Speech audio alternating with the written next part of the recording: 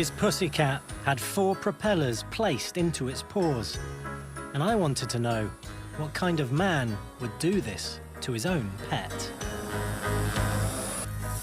One day, Orville got killed by a car here, just around the corner here. But I immediately knew that as soon as we had his body, that I was going to do something with him. I was going to make a point out of his untimely death.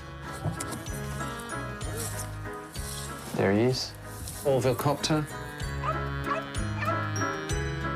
With a local engineer called Aryan, Bart had created the world's first remote-controlled flying dead cat.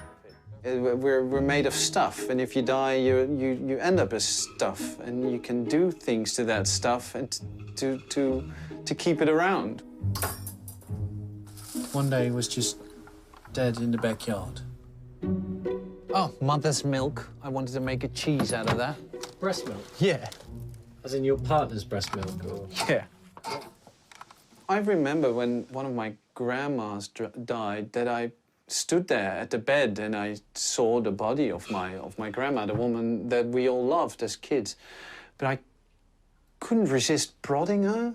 It's like, what does it feel like when you're not here anymore?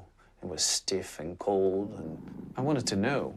Was it difficult cutting up your own pet? I have no problem taking the skin off a cat, even my own cat. After it's dead, it's not a cat anymore. It's just carbon in a shape, a cat shape. Bart invited me into his shed, where it became clear that his cat was not the first animal he'd been trying to make fly, and certainly wasn't his last. It's an ostrich. Having phoned every ostrich farm in the Netherlands, Bart eventually got his hands on one that had died during the cold winter months. It's got a 50-kilo lift, and it's 12,000 watts.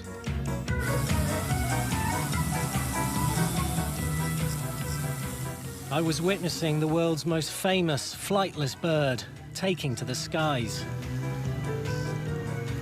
When I was a kid, I wanted to be an inventor. I'm making things fly that usually can't. And it's wonderful just to stand outside, and all the parents with kids, they just gather around and they laugh and they make pictures and they talk about it for 2 days afterwards. What better thing to do?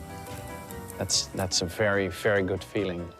And I know the ostrich would have wanted it no other way. What Bart and Aryan were doing was clearly bizarre, and to some people, even offensive. But they were far from alone. Creations from dead creatures had become popular around the world, from expensive art to eBay auctions. Social media sites with hundreds of thousands of followers were dedicated to the world's weirdest taxidermy.